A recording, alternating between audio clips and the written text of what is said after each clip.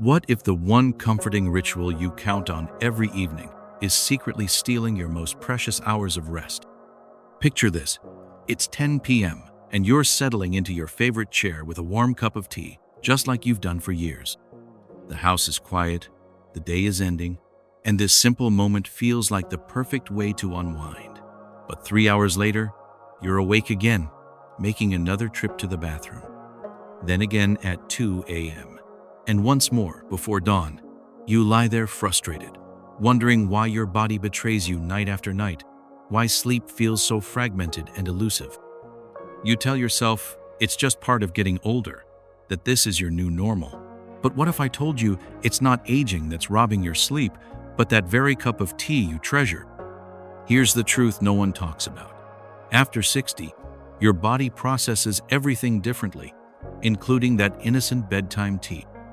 There's a hidden biological shift happening inside you that turns even the most soothing herbal blend into a sleep saboteur. Tonight, I'm going to reveal exactly what's happening in your body, why this one simple habit could be the reason you haven't had a truly restful night in years, and most importantly, how a small change in timing can give you back the deep, uninterrupted sleep you thought was gone forever. Number 1. The real cause of nighttime urination. After age 60, your body has been keeping a secret from you, and it's time you knew the truth. For years, you've blamed yourself for those nightly trips to the bathroom. You've cut back on water, stopped drinking anything after dinner, even avoided that comforting cup of tea. But nothing seems to work. You wake up frustrated, feeling like your own body has turned against you. The truth is, your body hasn't betrayed you. It's simply changed in ways no one ever explained. Here's what's really happening inside you. After 60, your body produces less of a hormone called vasopressin. Think of vasopressin as your body's night shift supervisor, the one who tells your kidneys to slow down and let you sleep. But with less of this hormone, your kidneys keep working at full speed all night long, filtering and producing urine as if it were the middle of the day. At the same time, your bladder has become more sensitive with age. What once held a full cup of liquid now sends urgent signals with just half that amount. Take Dorothy, a 67-year-old from Ohio. She used to wake up 5 times a night, exhausted and confused. Her doctor explained that her kidneys were simply doing their job without the hormonal cue to rest. Once Dorothy understood this wasn't her fault but a natural change, she stopped blaming herself and started working with her body instead of against it. The breakthrough moment comes when you realize the problem isn't how much you drink, but when you drink it, your kidneys are still strong and capable. They just need you to give them their liquids during their working hours, not during their rest time. This understanding changes everything, because now you can work with your body's new rhythm instead of fighting it. Number 2. The impact of liquid intake timing. Timing is everything, especially when it comes to the liquids you love. You've probably never thought about your evening glass of water or that soothing cup of herbal tea as the enemy of your peaceful sleep. They seem so innocent, so necessary. But after 6 p.m., every sip you take is asking your kidneys to work overtime when they're supposed to be winding down for the night. It's like asking someone to start a full work shift just as they're getting ready for bed. Your kidneys don't distinguish between water, soup, herbal tea, or that warm golden milk you drink for comfort. To them, it's all liquid that needs processing. Even small amounts add up. That innocent cup of chamomile tea at 9 p.m. might seem harmless, but your kidneys see it as work that will keep them busy for hours, producing urine steadily throughout the night when you should be in deep, restorative sleep. The solution isn't to stop drinking liquids. It's to give your body what it needs when it can handle it best. Think of your daily fluid intake like a work schedule. Your kidneys are most efficient between 6 a.m. and 3 p.m., so that's when they should get about 70% of their daily workload. After 5 p.m., they're preparing to rest, so you gradually reduce their work. After 7:30 p.m., only tiny sips if absolutely necessary. This simple shift in timing honors your body's natural rhythm. You're not depriving yourself of liquids. You're giving them to your body when it can process them without stealing your sleep. Your kidneys will thank you with the gift of uninterrupted rest, and you'll wake up refreshed, not exhausted, from a night of constant interruptions. Number 3. Habits and myths that train the bladder to wake you up. Your bladder has been learning the wrong lessons, and you've been the teacher. Every time you go to the bathroom, just in case before bed, even when you don't really need to, you're teaching your bladder to expect emptying at smaller volumes. You think you're being smart, preventing a middle-of-the-night wake-up call. But instead, you're training your bladder to become demanding and impatient, like a child who's been given too much attention for small complaints. That glass of water you keep on your nightstand seems like good preparation, doesn't it? But it often becomes a trap. You wake up with a dry mouth, take a sip, then need the bathroom an hour later. The cycle repeats, keeping your body in a state of alert when it should be resting deeply. Your bladder starts to expect this pattern, waking you even when it's not truly full. Many people make the mistake of drinking very little during the day, hoping to avoid nighttime trips. This backfires terribly. When you don't drink enough during the day, your blood becomes concentrated and thick. Your kidneys have to work harder to filter it, and by evening, they're backed up with extra work that spills into the night hours. The less you drink during the day, the more your kidneys struggle at night. Your bladder is like a muscle with memory. It learns from what you teach it. If you consistently empty it when it's only slightly full, it starts signaling urgency at smaller and smaller volumes. But if you retrain it gradually, teaching it to hold appropriate amounts during the day, it remembers this lesson at night too. The key is patience and consistency. Your bladder wants to cooperate with you, but it needs clear, consistent signals about what you expect. Number 4. Foods and drinks that harm sleep without you noticing. The salad you're so proud of eating might be the thief stealing your peaceful nights. You think you're being healthy with that fresh evening salad, those juicy orange slices for dessert, or that comforting bowl of soup before bed. And you are being healthy, but you're also flooding your system with hidden water at exactly the wrong time. That crisp lettuce, those sweet watermelon chunks, that nourishing broth, they're all packed with liquid that your kidneys will spend the night processing. Meanwhile, the salty snacks you enjoy, those pickles with dinner, that flavorful curry, or even just a few crackers with too much salt, they're creating a thirst trap. Hours after you've eaten them, they make you reach for water, juice, or tea, adding liquid to your system when it should be preparing for rest.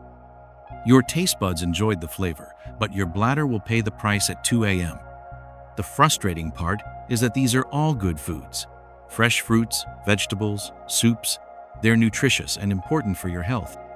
The problem isn't what you're eating, it's when you're eating it. That same salad that disrupts your sleep at dinner would energize and hydrate you beautifully at lunch. Those oranges that wake you up at night would give you wonderful vitamin C in the morning. The solution is simple timing wisdom. Save the water-rich foods for earlier in the day when your body can use that hydration productively. At dinner, choose drier, cooked foods. Steamed vegetables instead of raw ones. Plain rice instead of soupy dal. Baked chicken instead of curry with gravy. Your body will get all the nutrition it needs, and your nights will become the peaceful, restorative time they're meant to be. Number 5. Small daily changes that lead to deep sleep. The smallest adjustments can create the biggest transformations in your sleep. You don't need expensive treatments or complicated routines. Sometimes, the most powerful changes are the gentlest ones. A short morning walk helps move fluids that pool in your legs during the day, so your kidneys don't have to work extra hard eliminating them at night. Sleeping on your left side with a pillow between your knees takes pressure off your bladder and helps your digestion settle naturally. Even what you wear to bed matters more than you think. Heavy pajamas or thick nightgowns make you sweat, creating thirst that pulls you toward the water glass in the middle of the night. Light, breathable clothing keeps your body temperature steady, reducing the need for fluids. A cool, dark room with gentle air circulation supports your body's natural sleep rhythm. But here's where the real magic happens. Before bed, try placing one hand on your chest and the other on your belly, breathing slowly and deeply. This simple practice calms the nerves around your bladder, and reduces anxiety that can trigger false urgency signals. Gently massaging your lower abdomen in slow circles relaxes your entire urinary system, teaching it that nighttime is for rest, not alerts. Take Robert, a 69-year-old from Michigan. He was skeptical about these small changes, thinking his sleep problems needed big solutions. But after just 1 week of morning walks, cooler pajamas, and 5 minutes of evening breathing, he slept 6 hours straight for the first time in 3 years. He called it his miracle week, but it wasn't a miracle. It was simply giving his body the small adjustments it had been asking for. These gentle changes work because they speak your body's language, honoring its new needs instead of fighting against them. Number 6. Real stories of seniors who changed their habits and got their nights back. These aren't fairy tales. These are real people who found their way back to peaceful sleep. Meet Harold, 65, from Texas. He used to set his alarm every 2 hours, not to wake up, but because he knew his bladder would wake him anyway. After learning to stop those just-in-case bathroom trips and adjusting when he drank his daily fluids, Harold slept 6 straight hours for the first time in 5 years. His wife said she hadn't seen him smile in the morning in years. Susan, 68, from California, had a sacred ritual. Every night at 9 p.m., she made herself ginger tea with honey, sitting in her favorite chair, reflecting on her day. She thought giving up this comforting routine was the price of better sleep, but she didn't have to give it up. She simply moved her tea time to 6 p.m., keeping her cherished ritual while giving her kidneys time to process the liquid before bedtime. Now she sleeps peacefully and still has her special tea moment. Then there's William, 71, from Florida. He was convinced that seniors needed extra hydration, so he drank a full liter of water right before bed, thinking he was being healthy.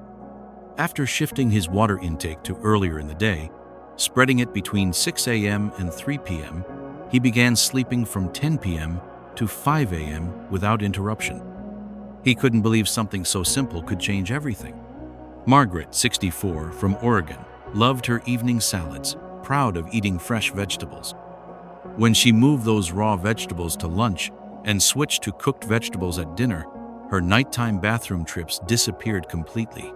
She kept her healthy eating, just rearranged the timing. Each of these people discovered the same truth. The solution wasn't about deprivation or sacrifice. It was about timing, respect, and working with their bodies instead of against them. Number 7. Busting common myths about nighttime urination. It's time to separate the myths from the truth about your sleep struggles. The biggest lie you've been told is that drinking less water during the day will help you sleep better at night.